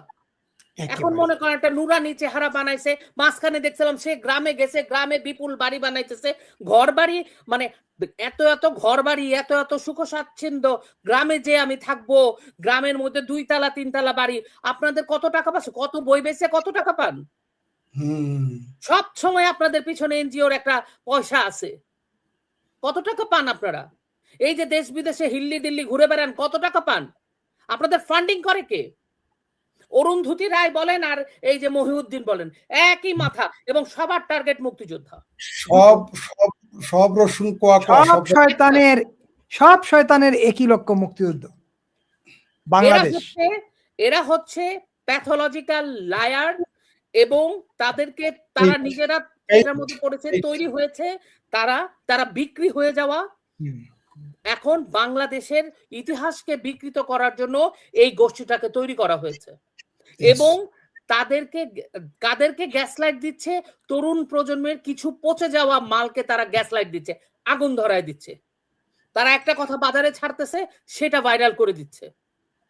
এবং আমরা যেটা করছি, আমরা কোনো একাডেমিক আলোচনা করছি না, আমরা একটা জিনিস নিয়ে মানে জম্বি হয়ে ওটার পিছনে আসতেছি, ফাঁক দিয়ে তারা এইসব কাজ করে যাচ্ছে। And year after year this such thing happening. এবং আমি এটা খুব ভালো করে লক্ষ্য করেছি, আমি আমাদের এই চ্যানেলের কথা বলছি না, অনেক অনেক চ্যানেল আছে যেখানে কত ইনফরমেটিভ কথা হয়, তার 2000 লাইক, 3000 লাইক, 500 দর্শক লাইক, চটুল কথা শুনতে পছন্দ করে, কোনো ইনফরমেশন, কোনো ইচ্ছা নাই। যে রাজনৈতিক দলের কথা বলতে যাচ্ছি সেটা হলো Bangladesh communist party. Bangladesh communist party July ষড়যন্ত্রে যুক্ত হওয়ার ফলে তার অপমৃত্যু হয়ে গেছে। কিভাবে, আমার মনে হয় আপনারা সেটা বুঝতে পারছেন, তবে বিষয়টা আরো একটু গভীরে গিয়ে দেখা যাক। কমিউনিস্টরা এমনিতেই কিন্তু পৃথিবীর জন্য একটা ঝামেলা হিসাবে এসেছে। আপনার হয়তো এখনই হাসি পাচ্ছে যে কমিউনিস্টরা কিভাবে পৃথিবীর ঝামেলা হিসাবে এসেছে। আসলে পৃথিবীতে দুটো জিনিস ঝামেলা হিসাবে এসছে। একটা ঝামেলা এখন আর সেই রকম নাই, আর দ্বিতীয় ঝামেলাটা এখন সবচেয়ে বড় সংকট হিসাবে আছে। একটা ঝামেলা ছিল কমিউনিজম, আরেকটা ঝামেলা ছিল আপনার ইসলামিক জঙ্গিবাদ। কমিউনিস্টদের পৃথিবীর ঝামেলা হিসাবে চিন্তা করতে আমাদের একটু কষ্ট হয়, কারণ হলো কমিউনিস্টরা খুব জাস্টিসের কথা বলে, ইকুয়ালিটির কথা বলে। জাস্টিস, ইকুয়ালিটি, ফ্রেটার্নিটি এগুলো শুনতে খুব ভালো শোনায়, এগুলোতে আমাদেরকে আকর্ষণ করে। কিন্তু কমিউনিজম যে ইকুয়ালিটি এবং জাস্টিসের কথা বলে সেটা মানুষকে জীবজগতের একটা আলাদা প্রাণী হিসাবে ধরে কিন্তু তারা তাদের তত্ত্বগুলো তৈরি করেছে। ফলে মানুষ জীবজগতের একটা আলাদা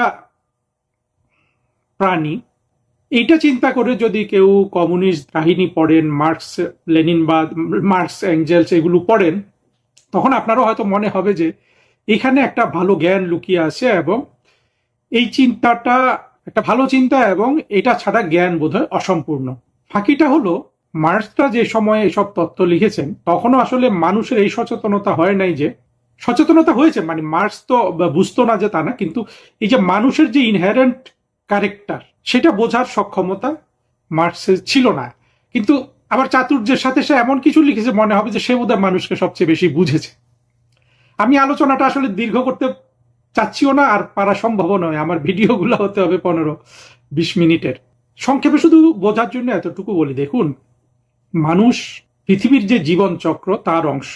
এই জীবন চক্রের নিয়ম হলো একজন আরেকজনকে খেয়ে বেঁচে থাকে। আমি প্রাণী খাই, প্রাণী আরেক প্রাণী খায় অথবা ঘাস খায়, এইভাবে আমরা কিন্তু বেঁচে থাকি। আমি যদি যেই প্রাণীটা খাই তার প্রাণ আছে, প্রাণী যেই ঘাসটা খায় তার প্রাণ আছে। তা আমরা কিন্তু সবাই প্রাণ ধ্বংস করে বেঁচে আসি। আপনি যদি একটা প্রাণ ধ্বংস করে বেঁচে থাকেন, আমরা প্রতিদিন যা খাই সবই তো প্রাণ থেকে আসে, তাই না? আপনি দুধ খেলেন, হয়তো সরাসরি আপনি কাউকে হত্যা করলেন না, কিন্তু আপনি যদি ডিম খান, সেই ডিমে তো একটা হাঁস বা মোরগ হতো, একটা প্রাণ খেলেন। গরু জবাই করে খাচ্ছেন, প্রাণ খেলেন। বা আপনি জবাই করতে ভয় পান, আপনি বৃক্ষ খেলেন। আপনি যদি ধান খান তখন আসলে মাত্রাটা কমে আসে। আপনি যদি ধান গাছ খান আপনি সরাসরি খেলেন, মানে আমরা যে লতি খাই কিংবা কচু গাছ খাই, সরাসরি একটা প্রাণ খেয়ে ফেললাম। ধান গাছ খেলে প্রাণ খেলাম, কিন্তু ধান খেলে প্রাণ খেলাম কি খেলাম না ওটা একটু বড় তর্কের বিষয়। ধান থেকে আবার প্রাণ হয়, কিন্তু আপনার ব্যথার মাত্রাটা আপনি কমিয়ে দিলেন। সেই জন্য হিন্দুরা, বৌদ্ধরা প্রাণী না খেয়ে বৃক্ষ খায়। তারা কিন্তু বলে না যে তারা আদর্শ একটা ব্যবস্থা, এটা না, কেউ বলে না। এটা শুধু জঙ্গিরা প্রচার করে। তারা মনে করে যে পৃথিবীতে যত বেশি কাইন্ডনেসটা দেখানো যায়, আমি যদি একটা পশু খাই এটা যতটা আনকাইন্ড, সেই জায়গায় আমি যদি সবজি খাই তার চেয়ে একটু বেশি কাইন্ড, কিন্তু কোনটা আদর্শ না। জীবনের এই যে আপনার ইনহেরেন্ট আনফেয়ারনেস সৃষ্টির মধ্যে, অর্থাৎ এই পৃথিবীর সৃষ্টির মধ্যে, মহাবিশ্বের আর কোথাও তো প্রাণ আছে এখন পর্যন্ত আমরা জানি না, এই ইনহেরেন্ট আনফেয়ারনেসের বিরুদ্ধেও হলো আপনার কমিউনিজম। সে ওই জিনিসটা হিসাব করে না, ফলে সে আপনার যে প্র্যাকটিসটা করতে চায় সেটাতে মানুষ সাড়া দেয় না, মানুষকে জোর করতে হয়। এই জোরের কারণে আমরা দেখেছি চীন এবং রাশিয়াতে কোটি কোটি মানুষকে মেরে ফেলা হয়েছে, কিন্তু আদর্শ অবস্থাটা আনয়ন করা যায় নাই। মানুষ এমন একটা পশু, যেই পশুর, অর্থাৎ মানুষ তো পশু থেকে মানুষ হয়েছে, তাই তো? পশু থেকে সে মানুষ হয়েছে কিন্তু প্রতিযোগিতা করে, অন্য পশুদের সাথে প্রতিযোগিতা করে। তাহলে প্রতিযোগিতা মানুষের কিন্তু আপনার মানুষের যে ইভলিউশন, মানুষের যে বিকাশ কিংবা মানুষের যে আপনার উপযোজন বা বিবর্তন, তার সাথে আপনার প্রতিযোগিতা ইনহেরেন্টলি যুক্ত। আপনি যদি কমিউনিস্ট রাষ্ট্র করে সবাইকে সমান করে দেন, সবার মোটামুটি সমান বেতন করে দেন, কথার কথা, এটা কখনো হয় নাই, এগুলো আবার এর মধ্যে আপনার এখানেও ধাপ্পাবাজি ছিল আর কি, তাহলে মানুষ আর ওই যে সে যেই পথে সে বিকশিত হয়েছে লক্ষ বছর ধরে, সেই জায়গায় সে সোকড, মানে সে তার নিঃশ্বাস বন্ধ অবস্থাটা ফিল করে। এই জায়গায় হলো কমিউনিজমটা আসলে ব্যর্থ একটা জিনিস। এই ব্যর্থ জিনিস নিয়ে আসে কমিউনিস্ট পার্টি। তারপরে ওরা যেহেতু অসাম্প্রদায়িকতার কথা বলে, তারা যেহেতু ধর্মান্ধতার বিরুদ্ধে কথা বলে, এবং তাদের একটা পার্টি করার, রাজনৈতিক দল করার অনুশীলন থাকাতে বাংলাদেশে এই রাজনৈতিক দলটাকে আমরা একটা সম্মানের চোখে দেখতাম না। এখানে একটু জ্ঞানী মানুষ আছে, মুজাহিদুল ইসলাম সেলিম আছে। 24-এর জঙ্গি উত্থানের পর আমরা কি দেখলাম? মুজাহিদুল ইসলাম সেলিম টেলিভিশন এসে টকশো করছে যে সে এই পৃথিবীর সবচেয়ে বড় লেবর গণ অভ্যুত্থান পর্যবেক্ষণ করে। এই ঘোষণা দিয়েছিল এই যে বদরুদ্দিন উমর। মুজাহিদুল ইসলাম সেলিম বঙ্গবন্ধু থেকে শেখ মুজিব শুরু করেছে, কিন্তু কি করলো মুজাহিদুল ইসলাম সেলিম? এই কোনো কিছু না বুঝে, এবং তার সাথে আরো যত ছিল কমিউনিস্ট পার্টি নামে, এরা আপনার চরমপন্থীদের সাথে মিলিত হয়েছে শেখ হাসিনা সরকারকে ফেলে দেওয়ার জন্য। যেই চরমপন্থীরা প্রথম সুযোগে কিন্তু মুজাহিদুল ইসলাম সেলিম, রুহিন হোসেন প্রিন্স, আরো কি কি আছে, এগুলা পিনাকি খুব ভালো চেনে, এদের কিন্তু গর্দান কেটে ফেলতো রাষ্ট্রটা যদি তারা এই চরমপন্থীটা আপনার কায়েম করে ফেলতে পারত। চিন্তা করেন যে রাজনৈতিক বুদ্ধি বিবেচনা এইরকম শুধু আসলে কমিউনিস্টদেরই হয়। আমার আসলে ঘন্টার পর ঘন্টা কথা বলার আছে যে কমিউনিস্টরা কতভাবে আপনার ত্রুটিযুক্ত প্রাণী, কিন্তু সেই জায়গায় যাচ্ছি না। আমি সংক্ষেপে এই পার্টিটা কিভাবে অপমৃত্যু হলো সেটা নিয়ে আলোচনা করছি। আপনাদের নিশ্চয় মনে আছে, এই জঙ্গি উত্থানের পর সার্জিস হাসনাতরা সুপ্রিম কোর্টে একটা লিস্ট নিয়ে গিয়েছিল যে এই রাজনৈতিক দলগুলোকে বাংলাদেশে ব্যান করে দিতে হবে। সেখানে কিন্তু কমিউনিস্ট পার্টির নাম ঠিকানা ছিল, ঠিকানা ভুল টুল দিছে কি যেন, পরে রুহিন হোসেন প্রিন্স নামে আরেক আছে, সে আপনার এই হাসনাত আবদুল্লাহর হাত পা ধরে ওইখান থেকে নাম কাটিয়েছে। যা হোক, ওই রাজনৈতিক দলগুলোকে ব্যান করে নাই, কারণ এগুলো তো আসলে ইউনুসের এজেন্ডার সাথে এত কাজ করা, অত লুটপাটে ব্যস্ত ছিল, যদিও ইচ্ছার অভাব ছিল না। ইউনুস এই রুহিন হোসেন প্রিন্সকে সালাউদ্দিন সাহেব সহ অন্যান্যদের সাথে দাওয়াত করে নিয়ে কিছুদিন চা সিঙ্গারা খাইয়েছে। পরে কিন্তু রুহিন হোসেন প্রিন্স এক সময় ওই আলী রিয়াজের সভা থেকে বের হয়ে এসে বোধহয় বা আসেনি। দেখেন, এগুলো আমি বোধহয় আলোচনাটা যতটুকু করে ফেলছি, বন্ধুরা আপনারা বুঝতে পারছেন সবকিছু। কমিউনিস্ট পার্টির ব্যর্থতাটা কি? ব্যর্থতা অমার্জনীয়। যেই শত্রু তার গলা কেটে ফেলবে সে সেই শত্রুর সাথে গেছে। আবার গাধার বাচ্চা মুজাহিদুল ইসলাম সেলিম টেলিভিশনে এসে বলছে যে এটা গণ অভ্যুত্থান ছিল। তার মানে হইল মুজাহিদুল ইসলাম হয় গণ অভ্যুত্থান বোঝে না, না হলে সে জেনে শুনে কিন্তু এমন শত্রুদের সাথে গেছে যে শত্রু তার কিন্তু গলা কেটে ফেলবে। 2-1 মাসের মধ্যেই, ওই যে জঙ্গি উত্থানের পর 2-1 মাসের মধ্যেই যে কমিউনিস্ট পার্টিকে ব্যান করে দেওয়ার জন্য হাইকোর্টে ওরা গিয়েছিল, এটা তো আপনার এক ধরনের প্রতীকী গলা কেটে ফেলারই সামিল। গলা হয়তো কাটেনি, কারণ হলো জঙ্গি উত্থানটা ব্যর্থ হয়ে গেছে। মুজাহিদুল ইসলাম সেলিম, রুহিন হোসেন প্রিন্স এখনো যে গলা কাটা খায় নাই, এর কারণ হলো ওই জঙ্গি উত্থানটা ব্যর্থ হয়ে গেছে। যেটাকে তারা গণ অভ্যুত্থান বলছে, সেই গণ অভ্যুত্থানটা ব্যর্থ হয়ে গেছে। সফল হলে কিন্তু এদের এতদিনে গলাটা কাটা হয়ে যেত। ভবিষ্যতে যেটা হবে, ভবিষ্যতে হবে কি, এখন বিএনপির সাথে এরা ইলেকশন করেছে, বিএনপি যতদিন আছে হয়তো এদের কিছু বলবে না। জামাত যদি ক্ষমতায় আসে গলা কেটে ফেলবে। আওয়ামী লীগ ক্ষমতায় আসলে আওয়ামী লীগও হয়তো কিছু বলবে না, কিন্তু তারা যে তিলে তিলে এক ধরনের বিশ্বাসযোগ্যতা অর্জন করেছিল, সেই বিশ্বাসযোগ্যতা তো রাজনৈতিকভাবে হারিয়েছে। যেই পক্ষের সাথে যেতে চায় সেই পক্ষ গলা কেটে এদেরকে ধ্বংস করবে।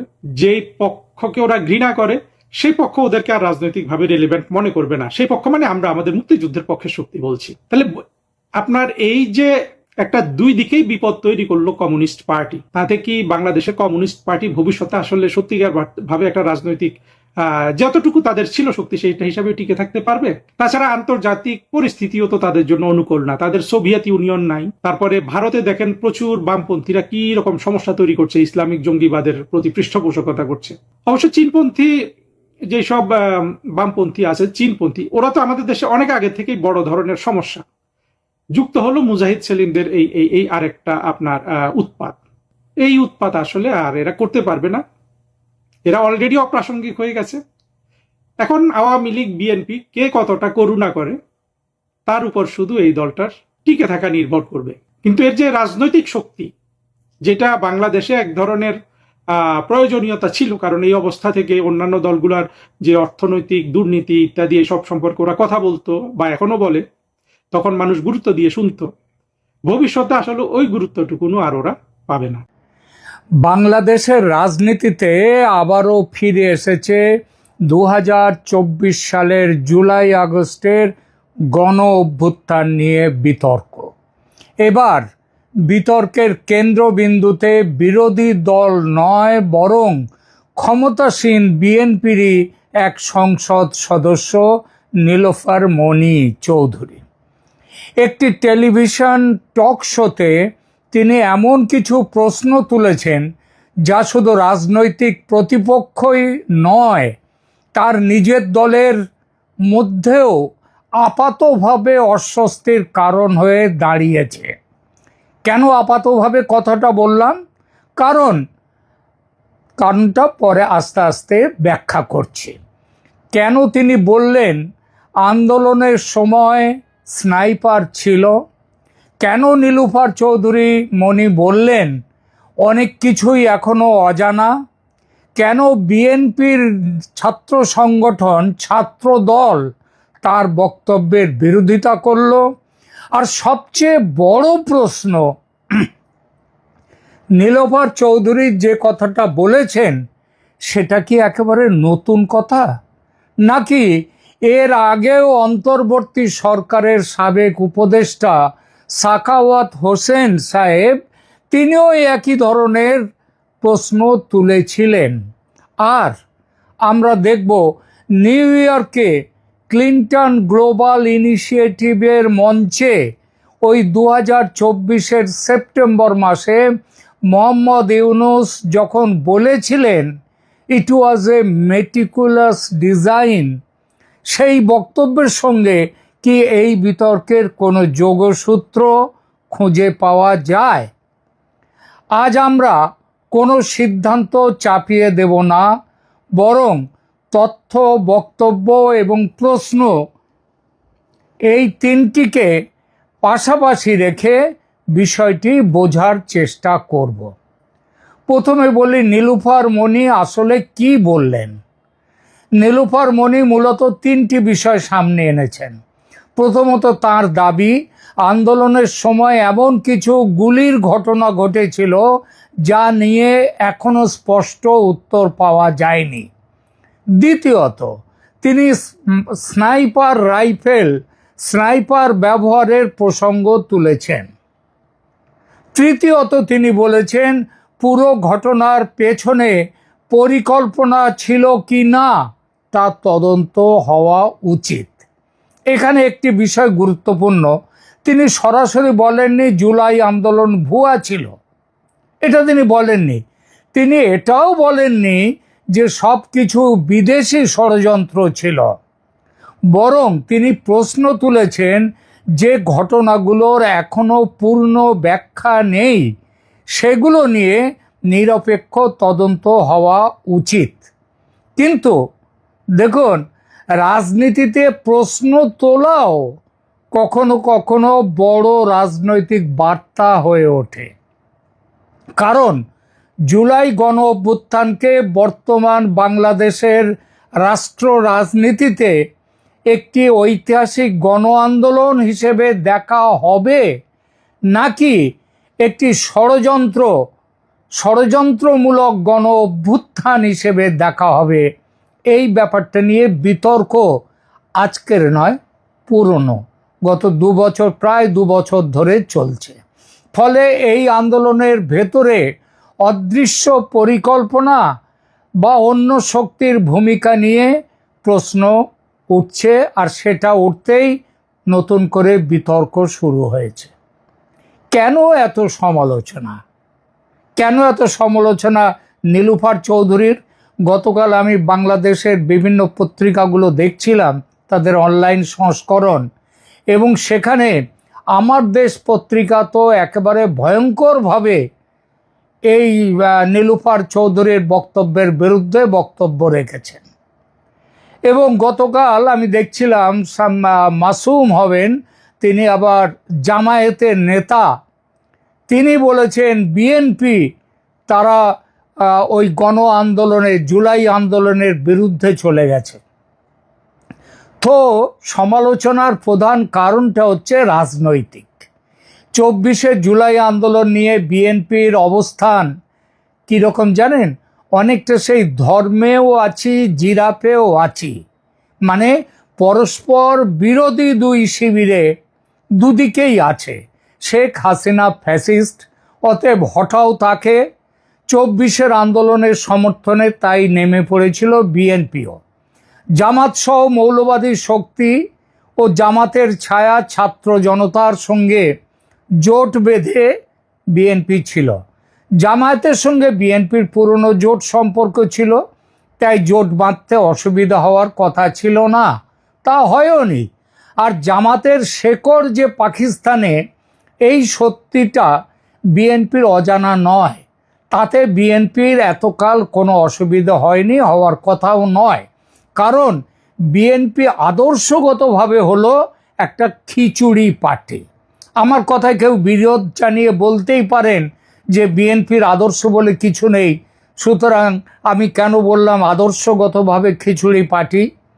যদি কেউ একথা বলেন, আমি তার বিরোধটাকে কিন্তু মানতে পারবো না।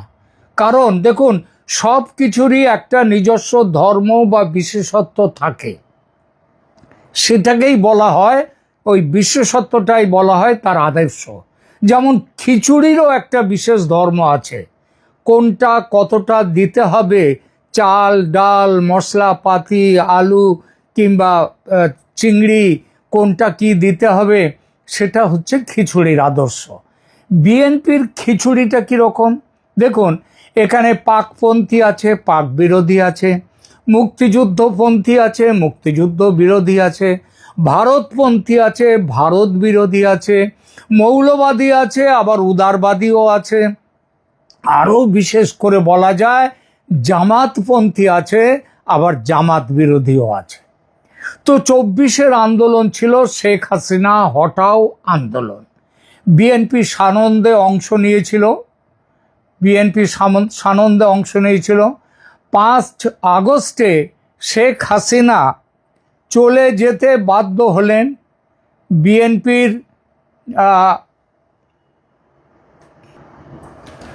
বিএনপি একেবারে যাকে বলে কায়মনোবাক্যে সেই আন্দোলনের সঙ্গে ছিল। শেখ মুজিবুর রহমানের মূর্তি ভাঙা হলো, 32 নম্বর ধানমন্ডি ভাঙা হলো, একের পর এক মুক্তিযুদ্ধের স্মারক চিহ্ন ভেঙে দেয়া হতে থাকলো। বিএনপি কখনো কোনো প্রতিবাদ করেছে? করেনি। বিএনপি তার সঙ্গেও ছিল। আবার বিএনপি এখন তাহলে বিএনপি কেন হঠাৎ চলে গেল, এই প্রশ্ন তুলতে শুরু করলো 24শে গণ আন্দোলন নিয়ে। বিএনপি তো একেবারে যাকে বলে পূর্ণভাবে ছিল এই 24শে গণ আন্দোলনের সঙ্গে। তাহলে আজকে কেন এত সমালোচনার প্রধান কারণ রাজনৈতিক। 24শে জুলাই আন্দোলন নিয়ে বিএনপির অবস্থান একদম ওই যেটা আগে বললাম একটু আগে, যেটা থাম্বনেলে দিয়েছি, ধর্মেও আছি, জিরাফেও আছি। শেখ হাসিনা ফ্যাসিস্ট, অতএব হঠাও তাকে। 24শে আন্দোলনের সমর্থনে নেমে পড়েছিল তাই বিএনপিও। জামাত সহ মৌলবাদী শক্তি ও জামাতের ছায়া ছাত্র জনতার সঙ্গে জোট বাঁধতে তাদের অসুবিধা হওয়ার কথা ছিল না, তা হয়ওনি। কারণ জামাতের শিকড় যে পাকিস্তানে, এই সত্য বিএনপি বলেছে। ওই যে খিচুড়ি পার্টির কথা বললাম, তো সেই খিচুড়ির আদর্শ নিয়ে বিএনপি চলেছিল। সেই চলার মধ্যে তাদের মধ্যে 24শে আন্দোলন ছিল, এবং তাতে যেটা মুজিবরের মূর্তি ভাঙা হতে, 32 নম্বর ধানমন্ডি ভাঙা হতে বিএনপির মধ্যে কিঞ্চিত গুঞ্জন উঠেছিল বটে, তবে বড় ঢেউ কিছু ওঠেনি, ওটার কথাও নয়। কারণ বহু বছর পর ক্ষমতার স্বাদ পাওয়া, সেই আনন্দে বিভোর সবাই। পাকিস্তানে সঙ্গে প্রেম হচ্ছে, মুক্তিযুদ্ধ বিরোধী বয়ান চওড়া হচ্ছে। আমাদের মোহাম্মদ ইউনূস সাহেব অন্তর্বর্তী সরকারের প্রধান বলছেন যে তিনি কম্পিউটারে তিনি বলছেন উনি পেছনে চলে যাচ্ছেন, সবকিছু তিনি বলে দিচ্ছেন সব মুছে ফেলা হচ্ছে, সবকিছু মুছে দেয়া হচ্ছে। তখনও তো বিএনপির কোনো হেলদোল ছিল না। দলের পাকপন্থী জামাতপন্থী অংশ দাবিয়ে রেখেছিল বিএনপির ভেতরের বিরুদ্ধপন্থীদের, কারণ সরকারে থাকাটা ছিল ম্যারেজ অফ কনভিনিয়েন্স।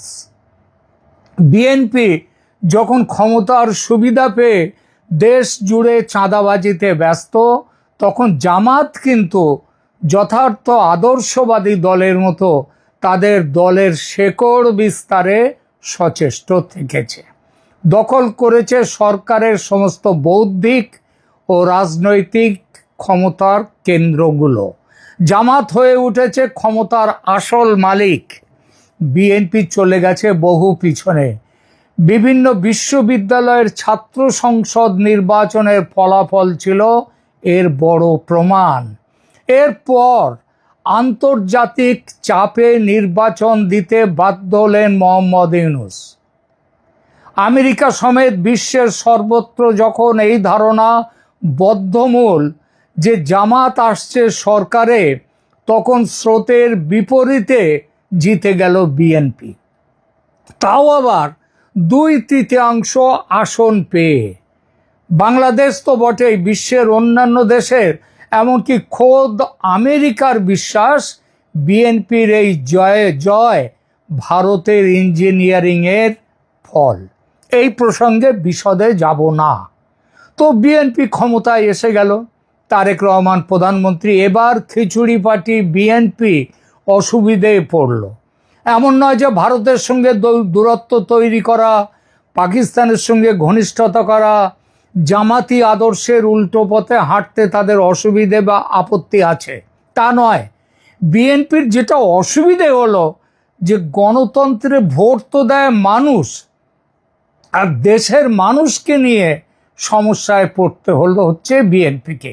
কারণ মানুষের একটা বড় অংশ তারা মুক্তিযুদ্ধকে ঘৃণা করতে পারছে না, পাকিস্তানকে বড় ভাই বলে বুকে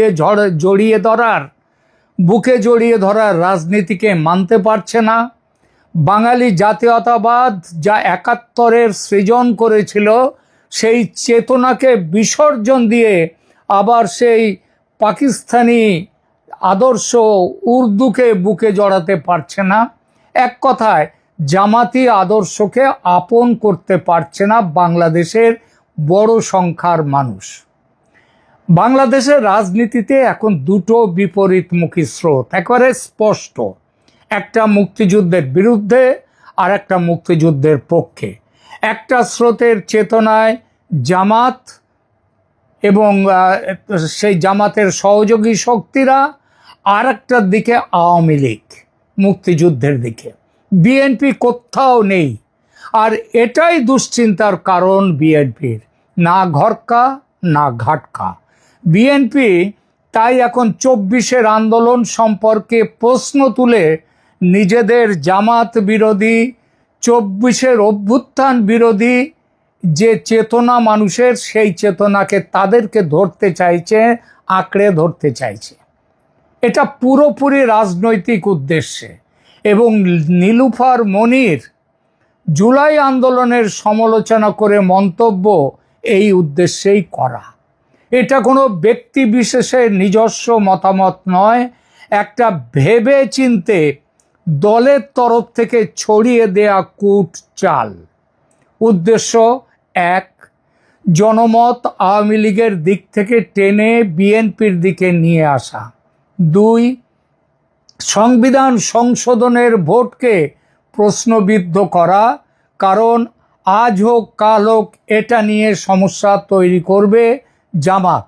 এখন সবে ক্ষমতায় বসেছে বিএনপি, তাই তার বিরোধিতা পুরো কদমে, জোর কদমে করতে পারছে না জামাত, এনসিপি এবং মৌলবাদী শক্তিগুলো। কিন্তু 2 দিন পরে যখন এই নতুন সরকারের হনিমুন পিরিয়ডটা শেষ হয়ে যাবে, তখন এই কাজটা, এই চেতনায় এই গোলমাল কিন্তু আসবে। এবং সেই জন্যে তৈরি হলো নিজেদের জুলাই আন্দোলন নিয়ে প্রশ্ন তোলা শুরু করে দিয়ে দিল বিএনপি। আর এই কাজটা করা হলো নীলুফার মণিকে দিয়ে। নীলুফার মণি আন্দোলনের চরিত্র নিয়ে সন্দেহ তৈরি করলেন।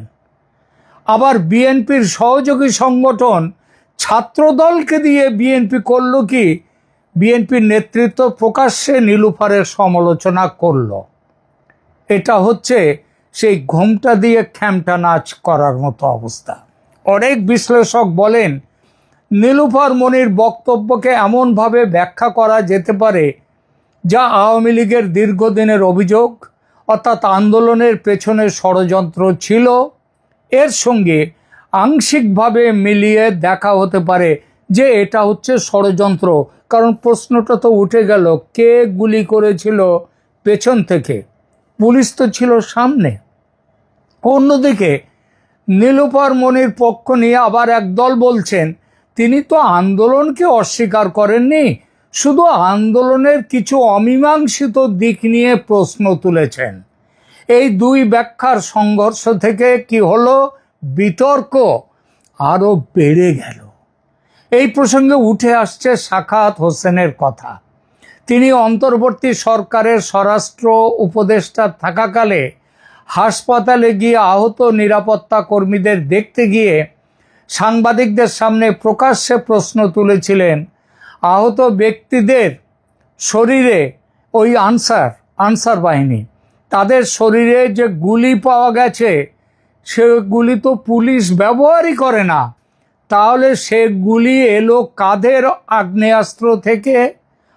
আর ওখানে যে মন্ত্রণালয় থেকে তার ভেতর থেকে আনসার বাহিনীর উদ্দেশ্যে এই গুলি করলো কারা, কোথা থেকে?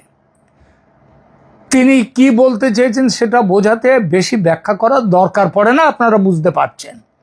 নীলুফারও ওই একই ইঙ্গিত দিয়ে প্রশ্ন তুলেছেন, আন্দোলনকারীদের সামনে ছিল পুলিশ, পুলিশের গুলি বুকে লাগার কথা, পিঠে লাগে কি করে? তাহলে কি পুলিশ নয়? আন্দোলনকারীদের ওপর গুলি চালিয়েছিল পেছন থেকে কেউ, পেছনে মানে মিছিলের ভেতর থেকে কেউ, কিংবা আশেপাশের বাড়ি থেকে কেউ? তদন্ত চাই।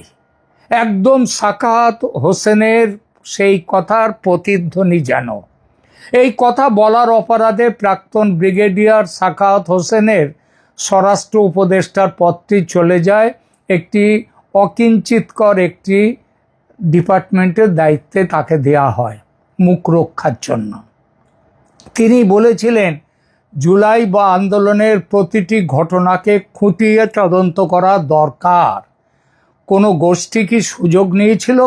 কোনো তৃতীয় শক্তি কি সক্রিয় ছিল? সব কিছুই নিরপেক্ষভাবে খতিয়ে দেখা উচিত।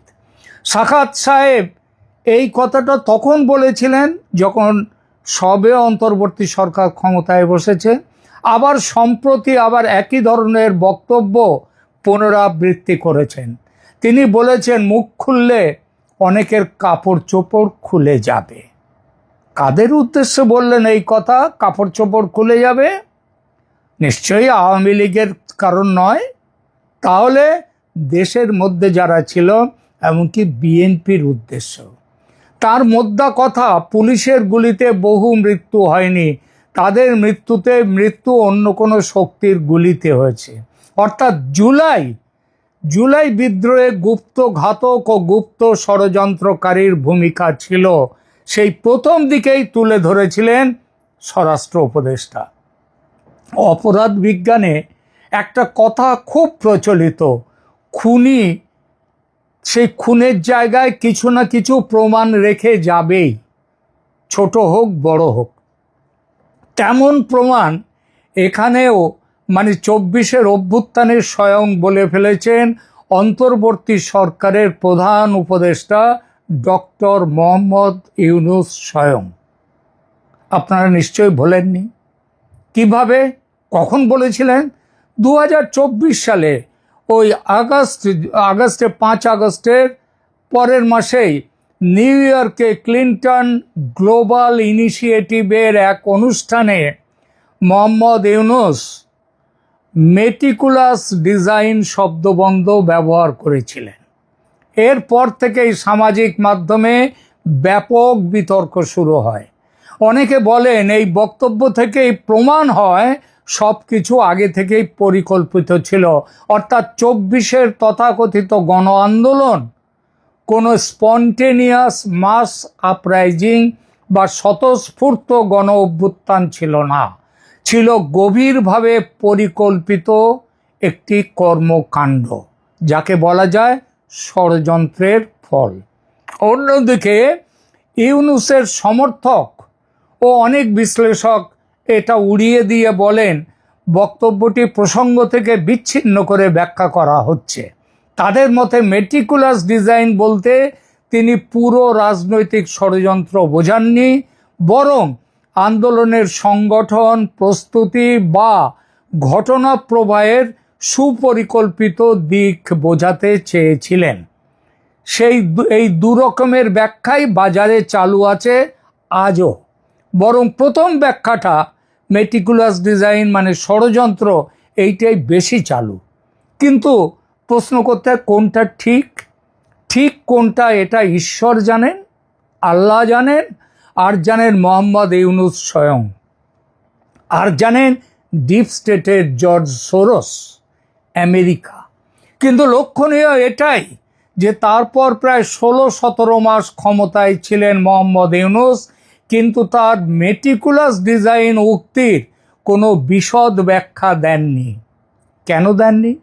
কেন তিনি ব্যাখ্যা করলেন না যে তার বক্তব্যের বিকৃত ব্যাখ্যা করা হচ্ছে? তিনি এইটা বলতে চেয়েছিলেন।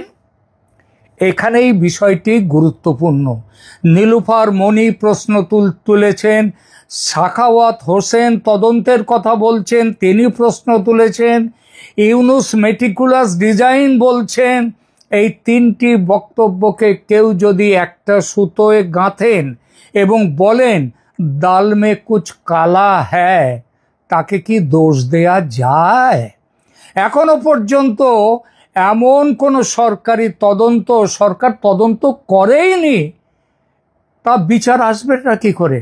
ফলে কোনো সরকারি তদন্ত বা বিচারক সিদ্ধান্ত প্রকাশ্যে আসেনি, যা নিশ্চিতভাবে বলে দেয় যে তিনটি বক্তব্য একই ঘটনার একই অর্থ বহন করে। ফিরে আসি নীলুফার মনির কথায়। তিনি বিএনপির দায়িত্বশীল পদে আছেন, নিজে জুলাই আন্দোলনের সামনের সারিতে ছিলেন। হঠাৎ এমন কি হলো যে তিনি পুরোপুরি উল্টো দিকে ঘুরে গেলেন? নীলুফার মনির বক্তব্যের তীব্র বিরোধিতা করে বক্তব্য রেখেছেন বিএনপি দলের ছাত্র শাখার নেতৃত্ব। কিন্তু লক্ষণীয়, বিএনপি দলের পক্ষ থেকে নীলুফার চৌধুরী মনির বক্তব্যের প্রতিবাদ হয়নি। তার সমালোচনা বা সমর্থন করে পার্টি এক লাইন বক্তব্য দেয়নি, কারণ পার্টি দিতে চায়নি। পার্টি তাকে সাসপেন্ড করেনি, আবার সমর্থনও করেনি। বুঝতে কিছু অসুবিধা হয়? কথা সেই একটা, বিএনপি ধর্মেও আছে, জিরাপেও আছে। 24-এর ওই জুলাই অভ্যুত্থানেও আছে, আবার যারা তাকে ষড়যন্ত্র বলছে সেই দলেও আছেন। রাজনীতিতে অনেক সময় প্রশ্নই হয়ে ওঠে সবচেয়ে বড় ঘটনা। নীলুফার মনির বক্তব্য সেই প্রশ্নকে নতুন করে সামনে এনেছে। সাখাওয়াত হোসেন আগেই তদন্তের কথা বলেছিলেন, ইউনূসের মেটিকুলাস ডিজাইন মন্তব্য নতুন করে আলোচনায় আসছে। খেলা জমছে, ঝুলির মধ্যে অনেক বিড়াল ঘাপটি মেরে বসে আছে, লুকিয়ে রাখা আছে। আগামী দিনে ঝোপ বুঝে একটা দুটো করে বিড়াল বাইরে ছাড়বে বিএনপি, তার রাজনৈতিক সুবিধা নেয়ার জন্য, এবং তুলে দেবে প্রশ্ন জুলাই গণ অভ্যুত্থান নিয়ে। সেই মৌলিক প্রশ্নটা, 24-এর জুলাই অভ্যুত্থান কি গণবিপ্লব নাকি একটি গভীর ষড়যন্ত্র? এই প্রশ্ন বিএনপিকে লাভ দিতে পারে, আবার বুমেরাং হয়ে নিজের দিকে ফিরেও আসতেও পারে। ঝুঁকি কম নয় বিএনপির, কিন্তু উপায় নেই। রাজনীতিতে টিকে থাকতে গেলে ঝুঁকি নিতেই হয়। প্রিয় দর্শক, আপনাদের কি মনে হয়?